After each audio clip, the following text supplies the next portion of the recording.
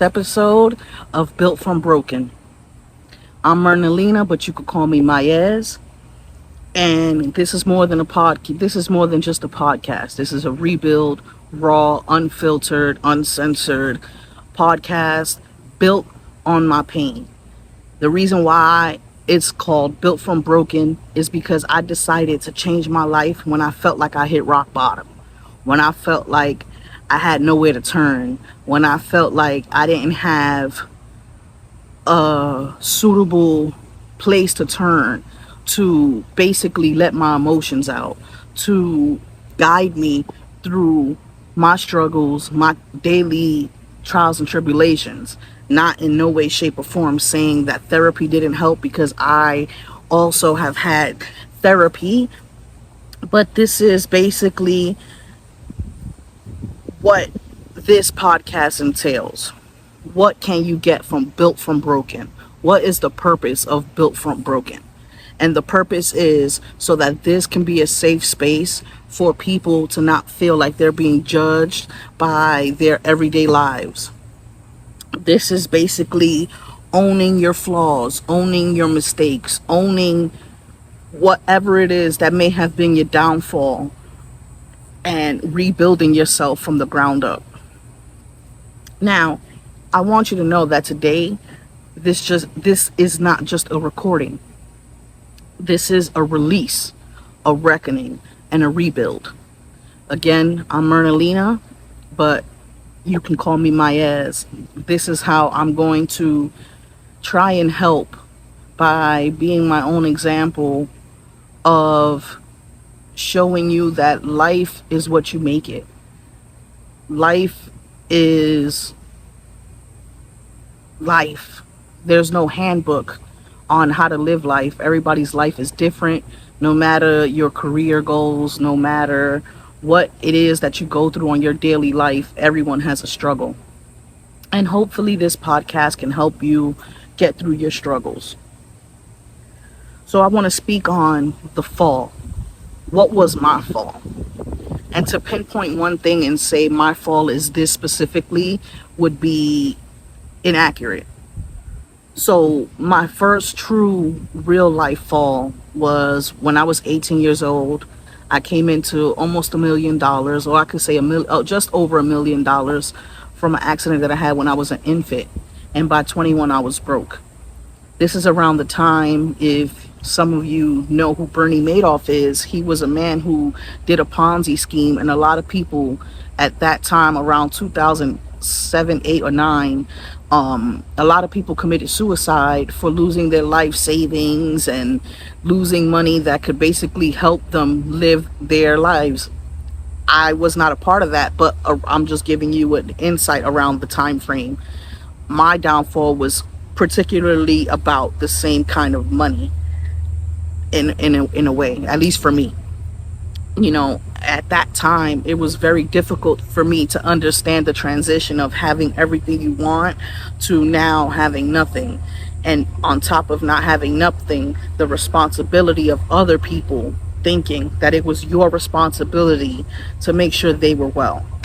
And having that on my shoulders at a very young age, not understanding what I was doing, what I was missing, where I was going with my life. That was like my first real test. Never really healing from that, but moving on to other things. You know, my first heartbreak, raising 2 kids that were not biologically mine, not having contact with said children,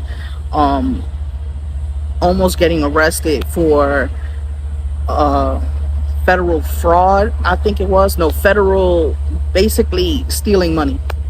It was a lot of things in life that I'm not proud of, but this is raw, unfiltered, and basically owning your flaws. I'm not perfect, never claimed to be perfect, never will be perfect. I'm a human being that lives life to its fullest day by day. And no matter what anybody thinks of me, I'm content with who I am and who I rebuild myself to be.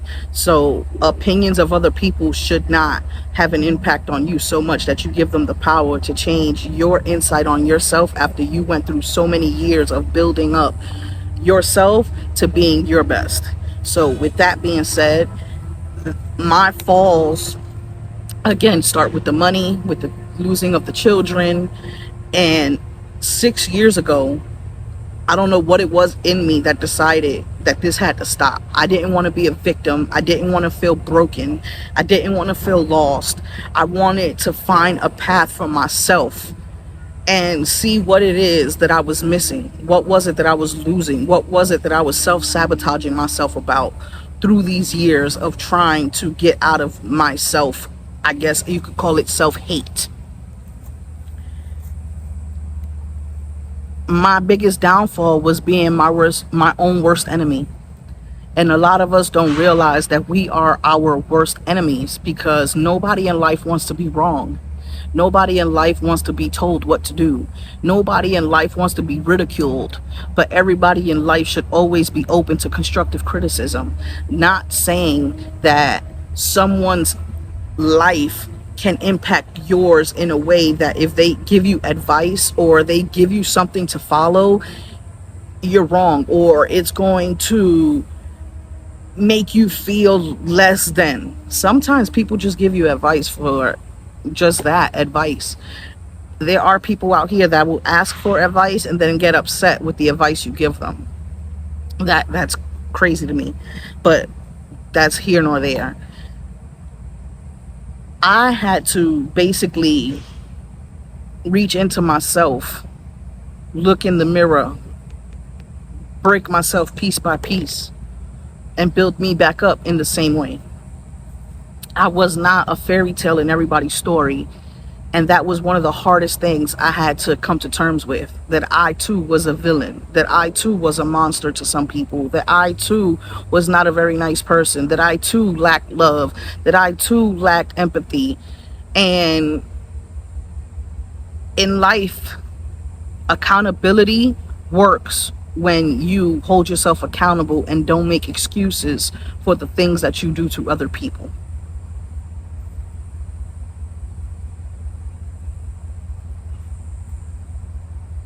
Why was my restart non-negotiable? Because in life, I didn't want to be a shitty person. Point blank. I didn't want to be a shitty person to people that betted on me. I didn't want to be a shitty person to the very little bit of people that did show me love, that did show me guidance, that did lend out a hand. And with that being said, I want to cut real quick to let the people know that let me sleep on their couches, that let me sleep on their floors, that let me sleep in their homes. I will forever and forever be grateful for you to allow me and the other people that I had with me to sleep in your homes when you didn't have to. And no matter how far I am in life, no matter where I go in life, those things are never ever forgotten, at least from me. So I want to thank all of y'all. If I ever slept in your house and you fed me or clothed me or whatever it was, from the bottom of my heart, from the pits of my soul, I want to thank you very much for allowing me to lay my head in a place where I had no business being. So going back to why my restart was non-negotiable, again, I don't want to be a shitty person. I wanted to be a better me. So that way, when I look into the different aspects of my life, as far as career wise, relationship wise, parent wise, friend wise, I wanted to be a better person. Regardless, I've done things in life that I'm not proud of. I've done things in life to cause people pain that still to this day I'm not proud of, never was proud of it. I don't blame anybody else for my actions, regardless to what my mind state was. I've accepted my flaws. I've accepted my shittiness. I've accepted who I was when I used to be who I used to be. And I'm not happy with that person. I've killed that person. Personally, I've killed that person. To know that a mistake happens once and choices happen twice.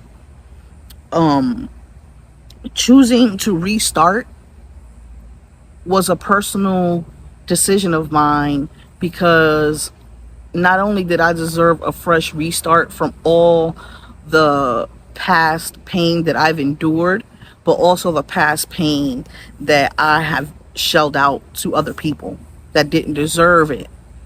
And the excuse of hurt people is for each person, they interpret it differently. For me, I feel like it's a shitty excuse to not taking responsibility for what you do to people. Now, again, this wasn't something that I thought of back when it happened. This is through my journey of rebuilding who I am now. Those things were shitty, and it's hurtful that sometimes the forgiveness you seek, or the kind of problems you try to fix, are not always forgivable. People don't always want to go back and rehash old things. A lot of people do believe out of sight, out of mind. I'm not one of those people. I have dealt with my emotions mentally, physically, emotionally. I mean, there's no other way to deal with yourself than in every aspect of your spider web of life.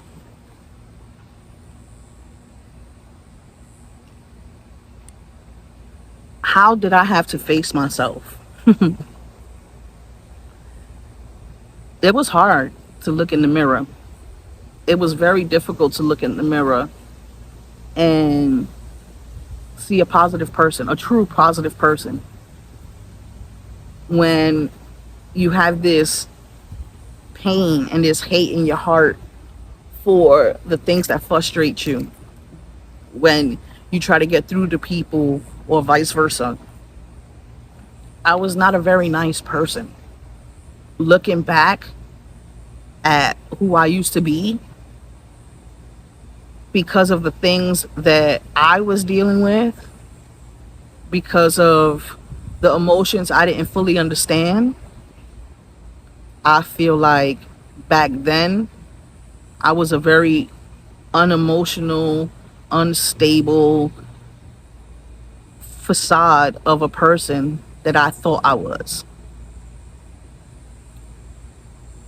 I've done things to people that still to this day I think about every day, because I'm not happy about it. Because in life, sometimes we don't get the chance to go back and fix what we broke, but we do, however, get the chance to fix it when other people come in our lives. Again, a mistake happened once, and a choice is more than that. There's a difference in being actually healed and performing to the healing. When you don't go inside yourself, when you don't actually dissect the emotions you feel, and you continue to build on top and on top and on top, that foundation is going to crack, and that foundation is going to break. And I learned that the very hard way, because I thought, oh, okay, I don't have no more money. It is what it is. Oh, I had a heartbreak. Oh, it is what it is. Oh, I lost a child. Oh, it is what it is. Oh, I lost another child. It is what it is. Oh, I lost an apartment. It is what it is. And it wasn't what it was. All those things were killing me slowly, drowning me slowly. Never taking a chance to sit down and saying, what am I doing? Where am I going? What is my direction? Who am I fooling? Because no matter how many smiles I gave a day, every time I came back, I was drowning, dying, becoming a facade of a person that I thought I was, when in fact I was nothing. And in every aspect of the word, nothing is exactly what I felt I was. And so Myrna had to die. Myrna had to go. The 40-year-old Myrna Lena is somebody that's content. The 40-year-old Myrna Lena understands. The 40-year-old Myrna Lena has empathy. The 40-year-old Myrna Lena is not going to let things slide or perform in the way that Myrna did. There really is a difference in you if you want that difference. And it's not for the people outside of you. It's for you when you're alone. It's for the relationship of you when it's just you and you alone. Who are you? Are you happy with you? When you strip away everything that you are aside from yourself, when it's just you, is that who you want to be? And if the answer is no, then this is where you need to be, at the rebuild, to rebuild yourself from being broken. I want this podcast to be a safe space for truth, for not for perfection, for the truth of yourself, not the perfection of the facade that people want you to be. Sharing stories, building from pain. I want you to heal out loud, and don't be afraid to heal, because we all in the same race, and life is what you make it.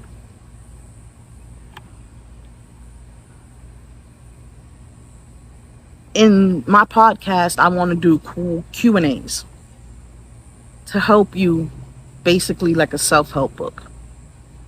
I want to help you with things that help me with my journey. So for this Q&A, I want you to ask yourself, what lie were you living in the name of healing? And write it down. You can post it in the comments. It's up to you. But what lie were you living in the name of healing? The lie I was living was that I was healed. I was far from it. I'm still healing now. But I have a better sense of the word healing, and not making it a facade that I was actually healed from the things that I did and the things that were done. When did you realize you were your own villain? And that one's a tough one, because no one ever wants to be wrong. No one ever wants to be the bad guy. But in life, we are. And I realized I was the villain when every single thing that I've ever shelled out was it reintroduced with karma. And I could tell you in later episodes when we discuss that both sides of the fence are really an eye-opening when you shell out and give and get back the same thing you've given. Oh, you do reap what you sow. How do you break the generational silence without shame? How do you do that? And again, these Q&As, there's no right and wrong on how you want to live your life, because this is all a learning experience. There's no handbook to life. We all live it the way we live it. It's raw, it's unfiltered. This is a safe space to be you. What does strength mean when you're shattered? Strength to me, when I'm shattered, means that I could wake up and create a podcast so that other people can feel safe enough to want to look at this podcast and say, I want to build the strength from my pain. I want to build myself up through the cracks of my flaws. And regardless of whatever you do, as long as you move forward, it's progress.